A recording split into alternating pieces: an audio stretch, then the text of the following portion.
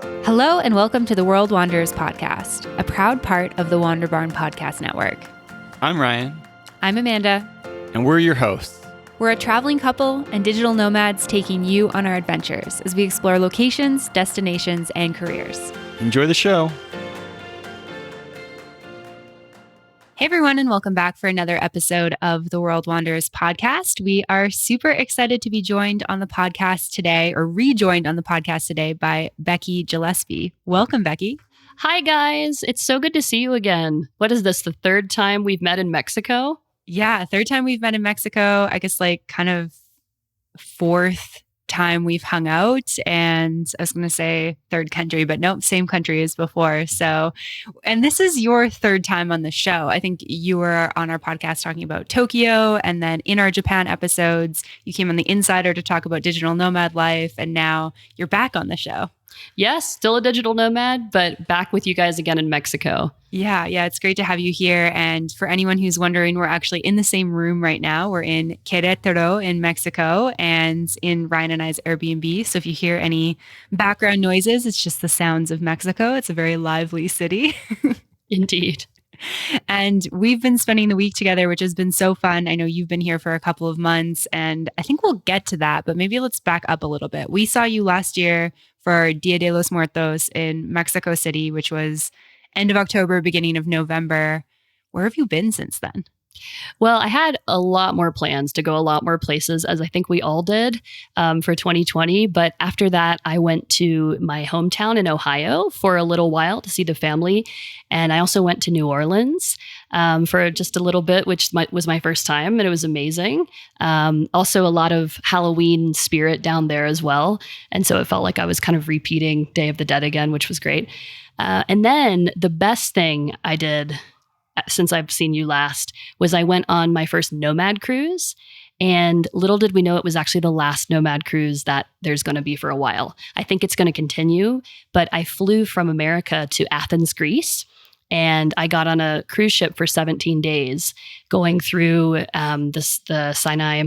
Where did we go? We ended up in Dubai, but we stopped in Oman, and we were meant to go to Egypt, but we couldn't go there because of security at that time. But we did get to go through the Suez Canal, and that was an amazing experience. And the best thing was just seeing all of these nomads. There are about 220 or so, and it was an alumni cruise, but I'd never been on one. So all these people knew each other, and I was shy at first. But then, we ended in Dubai, and then from there, I went on to Thailand. Got a little bit of time in Thailand and then went to Japan in January, actually for work.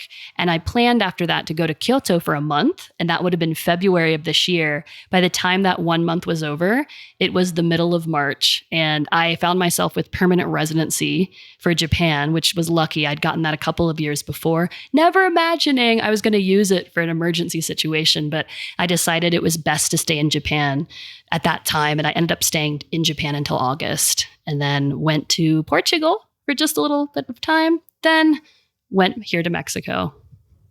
Wow. Yeah. So much stuff there. So much to unpack. I was thinking about how it was interesting because we interviewed the guy who started Nomad Cruise. Johannes. I think it was right in February. And in our we ended up putting out the interview for everyone listening. It came out kind of later on because we're like, oh, it's kind of awkward to put out a thing about a cruise. But they were preparing to do one in May. And we were like, oh, that could be cool because it was leaving from the Caribbean and they were going through the Panama Canal in Cartagena, I think was where it was supposed to start. And we were like, oh, we could do that in May. And then little did we know what was kind of coming around the corner. And so, yeah, what was it? I think everyone who's nomadic had an interesting experience with kind of finding out about coronavirus, feeling oh, that's kind of weird. Hopefully that doesn't get worse. And then it gets worse. And then you kind of end up where we are. What was kind of that process like? And then, what was kind of that stage from finding out about it? Where were you when you found out about it to getting kind of stuck in Japan? Yeah, so I really thought it was going to be like the SARS virus or Ebola before, where you're really worried, but it ends up being contained within a certain part of the world. And I thought, once again, it's going to be like that. So at first, I didn't take it too seriously, and this was around February.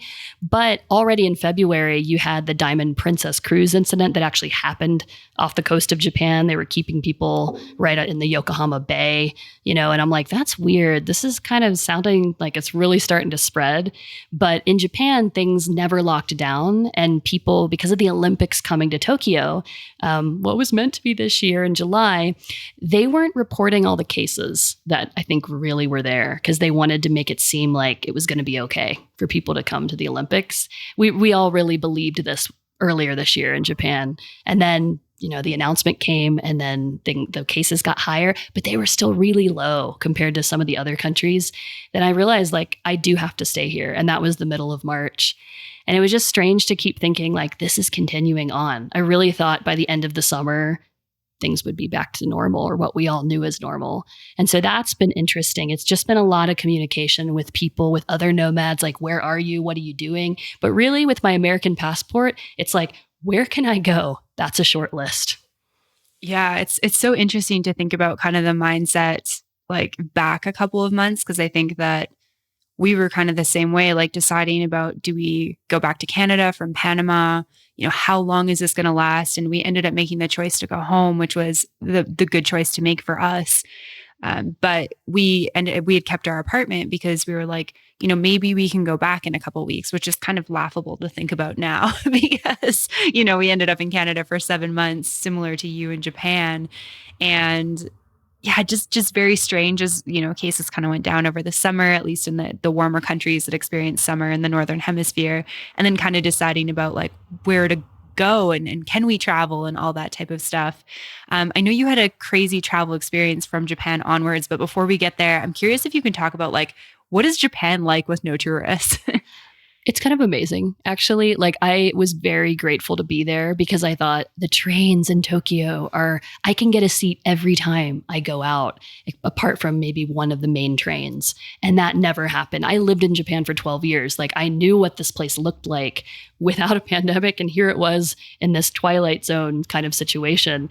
And I mean, I have to say, I was so lucky to be in Kyoto for a month already after Chinese tourists couldn't come over. And so it was much less people and it felt amazing, but it was very cold. So it wasn't like, hey, I'm just going everywhere. Sometimes it got dark early and you're like, I don't want to be out after, it gets dark and really cold, but it was really great. But, we're all uncertain and a lot of the shops weren't sure how long they could keep going.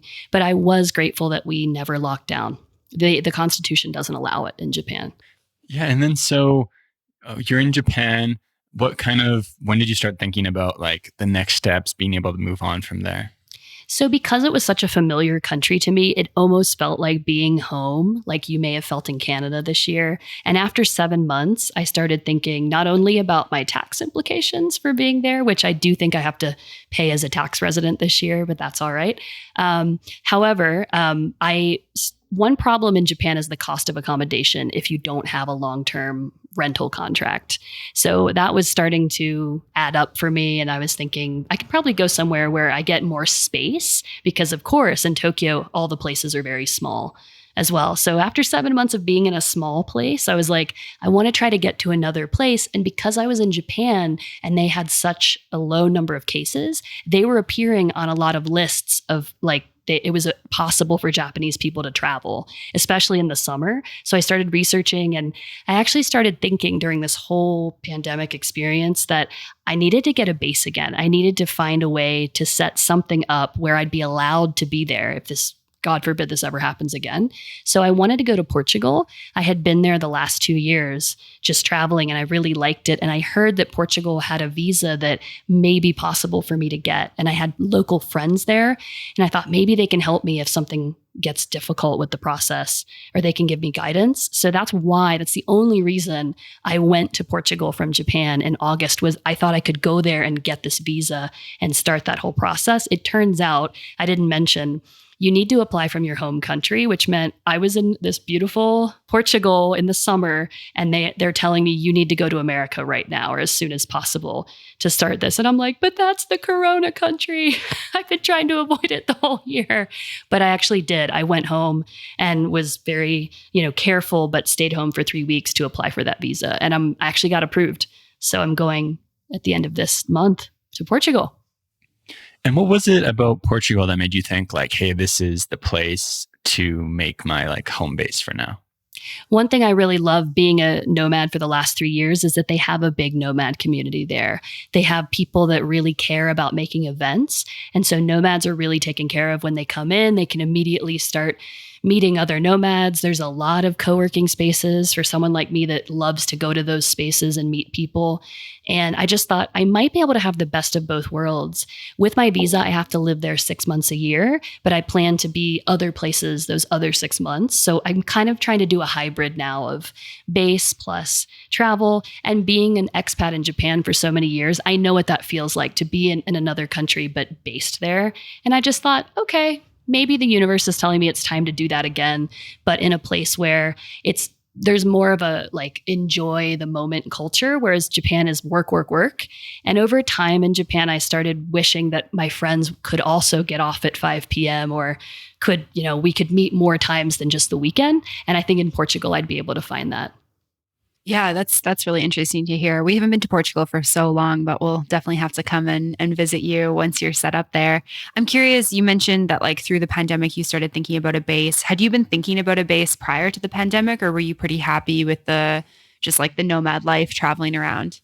I'd had moments where I was tired of lugging all of my luggage around, but actually I wasn't. I thought I would just continue like 2019. I thought I might travel slower than I did in 2019, but I already had all these plans set up through probably July, and I had to cancel them and just thought, okay, all right, I've got to learn to stay in one place and be okay with that. Like we all have to this year, but no, I was not thinking about it. Yeah, it's kind of interesting. The reason I asked is because I feel like we kind of went through that too, of this like, okay, well, we're stuck at home right now. Like, where would we want to live if we were always at home? Or where could we see ourselves living? Where might we want to invest in property? That type of stuff. I think we had kind of had moments of that before. I mean, we were kind of, based in Mexico City for close to a year. We were planning to be in Panama longer than we were. We were there about 6 months. And so we definitely had like kind of these little cravings of that. But it is interesting how an event like this can kind of just really kind of shift your mindset. And I think, everyone was obviously hit really hard, but when you don't have a home and there's a global crisis, it kind of makes you realize like that you don't have a home. That's right. And I think this was, such a health crisis. The other reason I have to say that I want to go to Portugal is because they have healthcare there that's going to be affordable for me. And right now, with being a freelancer, that's very hard to get in the States. And so I'm like, okay, let's plug into the EU and especially the Portuguese healthcare system. And also just feeling like, especially being an American, seeing how short that list was of places I could go this year. I thought, wouldn't it be great to have access to all of the EU if I could get it, if this ever happens again, which, as I said, I really hope it doesn't. But I feel like now in this new world we're living in, we need some plan Bs and plan Cs. Yeah, absolutely. I think that has definitely come on our attention as well of like you never know what's going to happen and just how extreme things can get certain places versus other places. So being able to move around and have plan Bs is helpful. And if you get residency in Portugal, does that mean you can kind of like live and work everywhere in the Eurozone? Yes. Yeah. And also I can travel. Usually as an American, you can only go to what's called the Schengen area, which I believe is 26 countries in Europe for 90 days maximum. And then you have to be out of the Schengen for 90 days. But now I don't have that limitation anymore.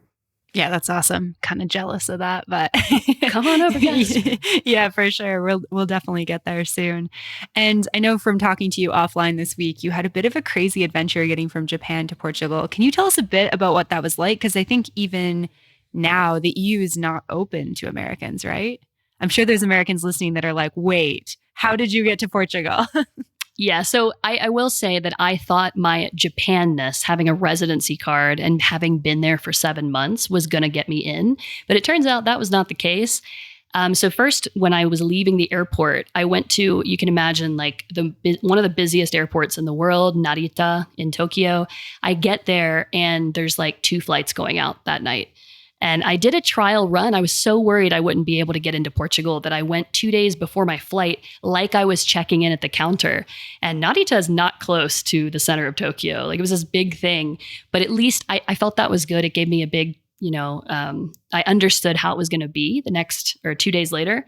And then I went there and they started making me sign all of these forms, like Qatar Airways will not be responsible if you cannot get into Portugal. Then they called me again at the counter and made me sign another form. I had to sign a form saying, like, you realize you cannot come back to Japan for a while if you leave now because we don't know about these conditions.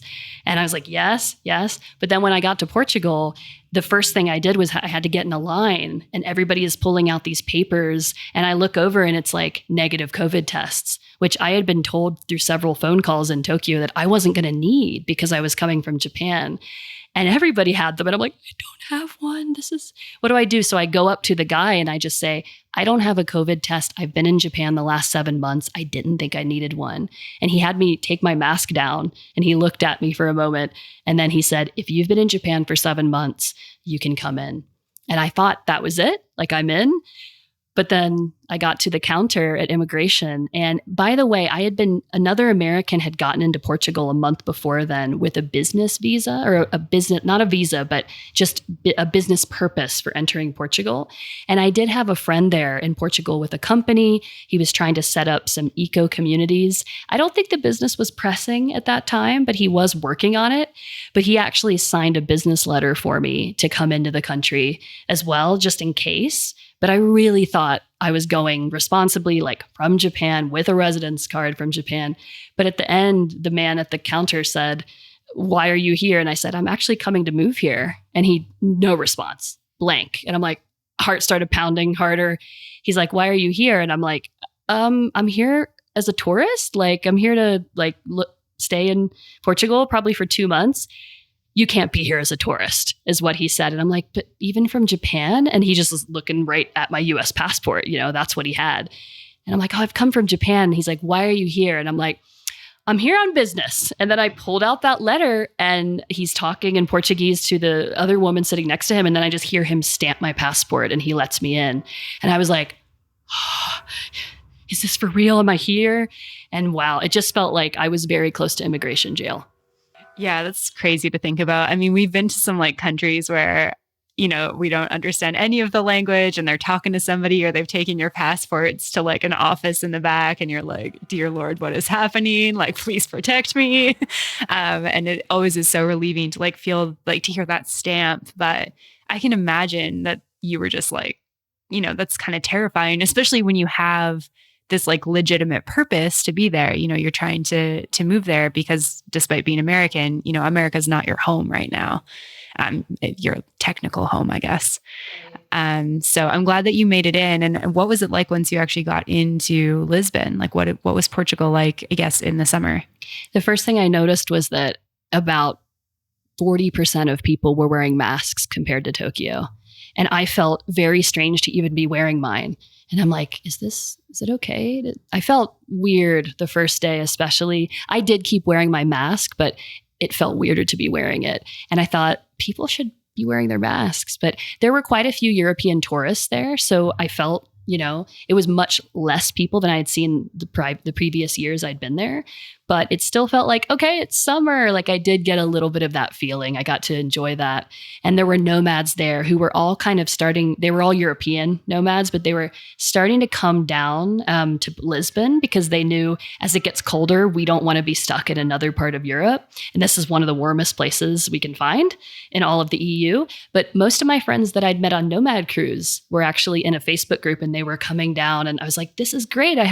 This is what I had wanted that I didn't have in Tokyo because everybody was working, were people that I knew. It was like a family, and it was a lot of fun. I was there for 5 weeks, and I stayed with my friends as well I'd stayed with before, started learning about the visa process, and the end result was you need to go to America.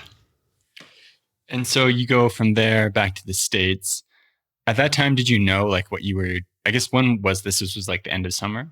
This was the end of summer. It was October 1st. Okay. And then did you know what you were doing after that? So by then, and this is going to sound crazy, everyone listening, I'd formulated a plan. The plan was go to America, get all the paperwork ready, send it in, leave my 10-year passport that I had and had come from Portugal with my mom, and wait for that approval, which hopefully I was going to get from the Portuguese embassy. Take my second official US passport, which I'd had for 3 years, that I had applied for in Tokyo to go to Israel, which you can have as an American. You can have 2 official passports at one time. The second passport is only good for 4 years. And I had 6 months left on it, just happened to have 6 months left. So I took that passport, and I knew because of the tax rules in the US, which if you're usually living outside of the US and you're not a tax resident of another country, which is my case at the moment, I can only be in the US for 35 days a year. Because of COVID, I hadn't been there the whole year. So I had 21 days to do all this stuff. And then I said, I'm going to the place that's been open for everybody this whole time. You can still fly in, and that is Mexico. And it happens to be right next to this country. So I took that second passport. I was going to come down here, wait with a few friends. And then when I got the approval, go back to the US, pick up that passport, get my stuff together, and then fly over to Portugal with an official visa that would allow me to enter. Yeah, that's amazing. It's so interesting because I think a lot of people landed on Mexico probably for, the simple reasons you just named. Can you just walk us through, like, as you were deciding where I'm going to go, since you can only stay in the US for a couple of weeks at a time, or, basically a month a year, which is really not a lot of time, especially since, you're going back to see your family for the holidays pretty quick here and that type of thing. Why Mexico? Like, what was the process of like, this is the obvious place to go? So I love Mexico City. And while it's a huge city, it's probably not the place to think about staying during a pandemic. I knew they had good healthcare there. They had good hospitals. If I really needed some care, there are good hospitals in Mexico. And the care was going to be a lot cheaper than in the US for me, not having my home country's health insurance. So, and I knew the weather was going to be better, and that was probably going to be better for me mentally during the pandemic. I could go outside. I actually started running when I got to Mexico again, and I've been able to run in December, which I know for a lot of people is not possible right now or not pleasant. But a friend had really been doing a lot of research. Shout out to Mick. And he suggested Querétaro, Mexico to me, which is a 3-hour bus ride from Mexico City. I'd never been here, neither had he, but he was trying to get a small group of people, about 5 people, interested in going to Querétaro and committing for however many months. I mean, you could leave if you decided it wasn't for you, but I thought it sounded great. It was a big enough city. It's not a small city, but it has a lot of things, but there's a small historic center. So it feels like a small town. They have Uber Eats. And I just thought, I can probably do this for 2 months. And that was my plan, was just 2 months. So that's how it started. Was Mick told me, you know what, try Querétaro. And I'm always open to go places I haven't been. Yeah. And it's been cool for us now that we're here in Querétaro as well. I think we ended up messaging I can't remember the exact date, but we had recently booked flights to Mexico, and we had decided on Puerto Vallarta, and we were like, okay, we're going to Mexico. And then I think you might have messaged us like a day later, something like, hey, are you guys going to Mexico? And so we decided that after that, we were going to come up here as well. And yeah, it's a city we didn't really know much about, but it's really, really beautiful. It's really well situated in the country. The weather is beautiful. So I think a place we're definitely going to try to come back to as well. Same. And I Having lived in Tokyo for so long, I'm a big fan of efficiency. And so this place feels efficient to me. It has 21 co-working spaces. And like I said, it has Uber Eats. If you're in Playa del Carmen or Cancun, there's no Uber. And so for nomads, like there's certain things that we're trying to have in our day to make it a little more convenient as we're working. And it has it here. And the weather, by the way, I love having a little bit of a cool morning so I can run. It's easier for me, and it's really warm here during the day. And then you do need like a light jacket at night, but it's only rained 2 days in 2 months. That does so many things for your like exercise productivity. Yeah, it's so funny. We'll talk about this more on an episode in the future where we talk more about Querétaro, but we went on a little tour yesterday out to a winery and a cheese manufacturer. And it was funny hearing our guide talk about like, oh, it's winter, so like the vines look pretty ugly on the vineyard, which is somewhat true. There's no leaves on them. But it's so funny to think about this being winter because it was like 25 degrees, sunny, beautiful blue sky.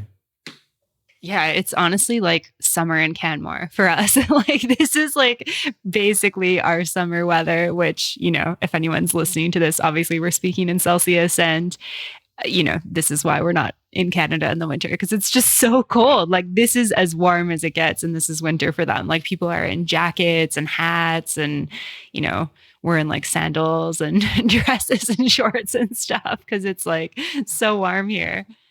It does get dark right now around 6:30. So after it gets dark and it gets a little cooler, I tend to stay home. But I mean, it's also the pandemic. I think that normally it's a lot livelier at night as well, even though it's winter. But yeah, it's been really great.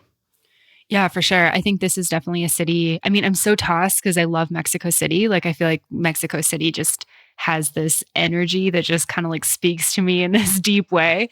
And we're so close to it that I'm like, oh, I kind of just want to be there. But at the same time, there's so much that's so livable about here. Like, I could definitely see us coming back for, like 1 to 6 months, which is a big range, but maybe like getting a place here, getting a co-working space and just like really settling into life here. It's a wonderful base, I think. Yeah. And so you've, I guess, like been based, I was going to say pandemicked. You've like pandemicked in 4 countries now. Obviously, like time has gone on and people learn more things and measures change. But what's it been like kind of contrasting Japan to Portugal to Mexico?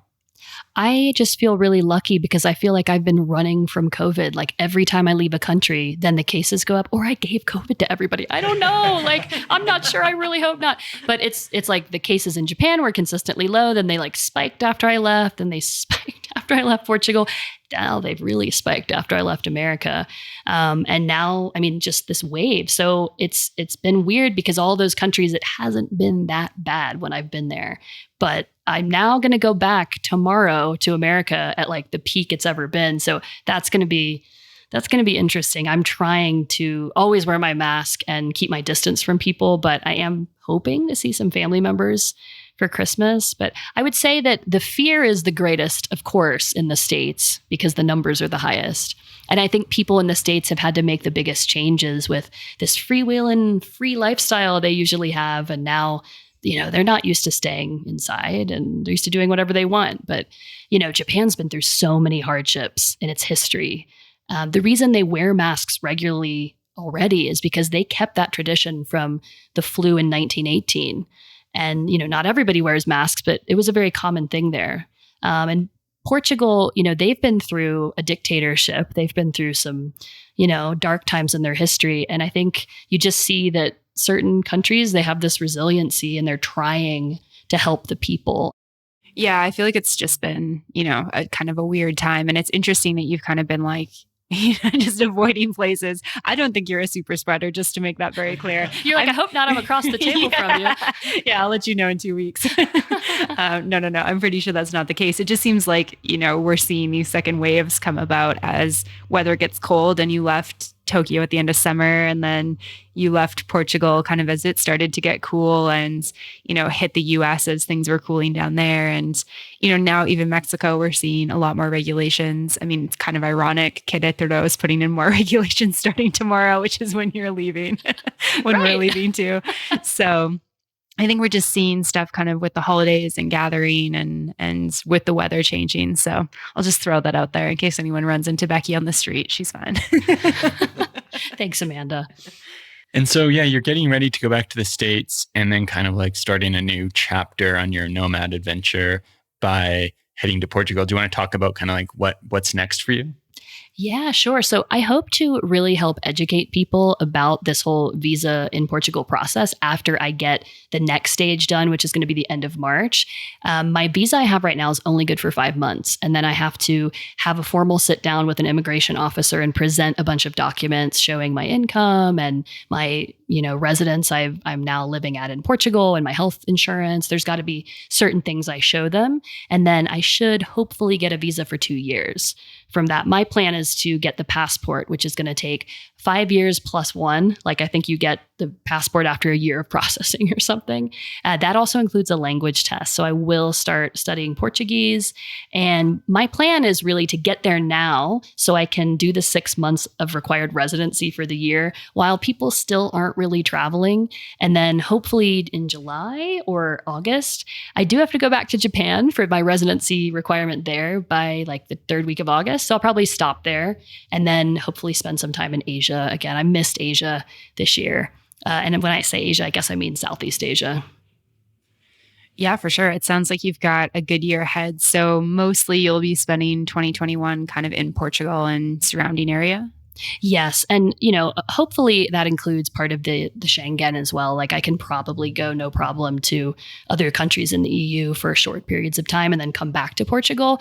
So, like anyone, that's your home, that's your residence, but it doesn't mean you can't go out to other countries. But within the EU, for me, there's no proof, at least on my passport, that I've left Portugal, so to speak. So hopefully can go to some surrounding places too and explore them a little bit, given the pandemic situation. Let's see what happens. Yeah, for sure. I know there's a lot of big ifs and that type of thing with all sorts of travel, but do you have any kind of like bucket list items for your time in Portugal? Oh, definitely. So one of them is to go to the Azores. What a lot of people may not know about Portugal is they've got a 9-island chain called the Azores in the Atlantic Ocean, as well as an island called Madeira, which has another little island next to it. And, that's within Portugal. I can fly there and I'd love to go to the Azores. I went to Madeira last year and it's just looks beautiful. It's not as warm as Hawaii, but it's like all these varied islands and also the Camino de Santiago. Maybe it's Camino del Santiago. I'd like to take that. I just don't know if they're going to open up all the hotels yet to stay because you need those places to stay as you hike. But, it ends in Spain, Santiago de Compostela. And then what about just in like the EU and surrounding areas? Is there anything that you're like super stoked about hopefully doing over the next year? I would love to go to a few countries I haven't been there. And I was joking with Ryan earlier about, for example, Andorra, like the tiny little country in between France and Spain, and maybe like Liechtenstein or Luxembourg. I haven't been to these places, but just why not? They're not that far away and it could be fun. And just to keep those travel inspirations, going while you can't go that far. Yeah, it's such an interesting place because there's so much variety. Well, I mean, I shouldn't say like that's not unique to Europe, of course. Like there's so many places like that in the world. Southeast Asia is a great example. But in Europe, it's so easy to get from place to place. And yeah, the languages change and the scenery changes. And it'll be like so awesome to be able to just like quickly hop from place to place and see a whole bunch of stuff in a shorter period of time. I think that as Canadians and Americans and other, from many other countries, we look at Europeans doing that, like on the weekend going to Sweden and like checking out the reindeer or something, and then coming back to, let's say, where they live. Like London's often where I see a lot of people doing this because there's so many flights. But I'm always like, that would be amazing. Like you said, the culture changes, the language changes. So hopefully I get to live that dream. I probably had that dream since my early 20s, but I never could figure out or think it would be possible for me to get a job in Europe. And so you've been a nomad now for 4 years? 3 years. 3 years? 3 years, and before that, kind of based in Japan. What's it like, kind of like thinking about, hey, I'm spending like at least the majority of the year in one place in the future? How does that feel? It's going to feel different than Japan because when I was in Japan, I was always full-time in an office. And now it's going to be, and it might be more of a challenge actually, because I'll have these itchy feet, but I'll be, doing my freelancing, which means I can work like any time of the day that I want. I usually still work Monday through Friday, but it means I could, like, if I want to take a 5-day trip to Liechtenstein, I could, and then come back. So I think because I'll be able to travel within the EU and I can have more flexibility with when I'm working, I think it's going to feel okay. Yeah, I think that'll be exciting.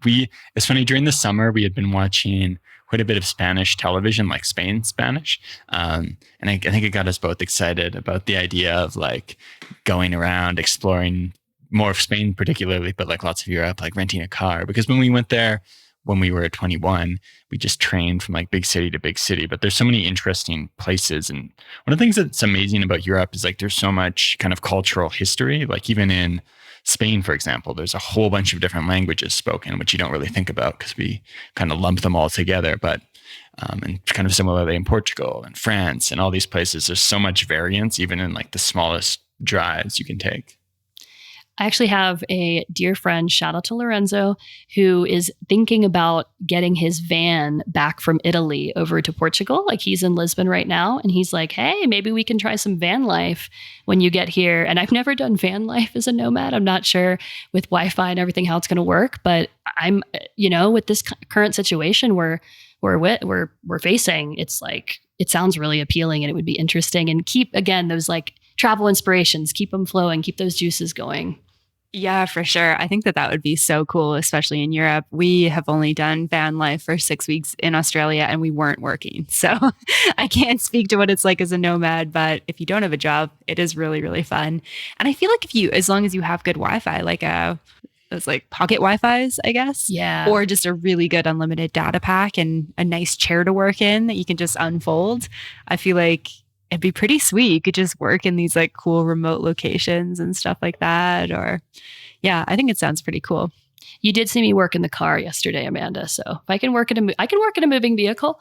Yeah, no, I saw you work in a car yesterday. You can definitely do van life. I think the hardest part is probably honestly like not having running water. Oh man, that's a whole other nomad challenge for me. Yeah, amazing. Well, this has been such a great conversation. It's been so fun having you back on because, we've talked to you lots in person, but having you on the show over these like different stages of life has been really cool. And we're excited to follow your journey as you head into Portugal, hopefully come visit you in person once Canadians are allowed back in the EU, since we're currently not welcome at this point of recording. So hopefully things will kind of get back to this stage of normalcy and we'll be able to visit again. For people who want to follow along with your journey as well, where can they find you, Becky? They can go to theschooloftravels.com. I think that's really the best place to see all the links to my episodes where I do a podcast called The School of Travels. You can also check out at Tokyo Becky. I still maintain my old Instagram account, and that's where I post the most often. And I also have at The School of Travels. Amazing. Thank you so much for coming on the show today. Thank you. It's always a pleasure to talk with you guys. Thanks, Becky. All right, friends, we hope you enjoyed that episode of the podcast with Becky Gillespie. For us, it's always such a pleasure to spend time with Becky, to have her on the show, and to just talk about all the things having to do with travel and nomad life and all that good stuff. And at the beginning of the episode, we mentioned that Becky has been on the podcast previously. We'll make sure there's links for those episodes in the show notes. And she's also been a guest on The Insider, talking about how she makes money that allows her to travel anywhere around the world with Wi-Fi.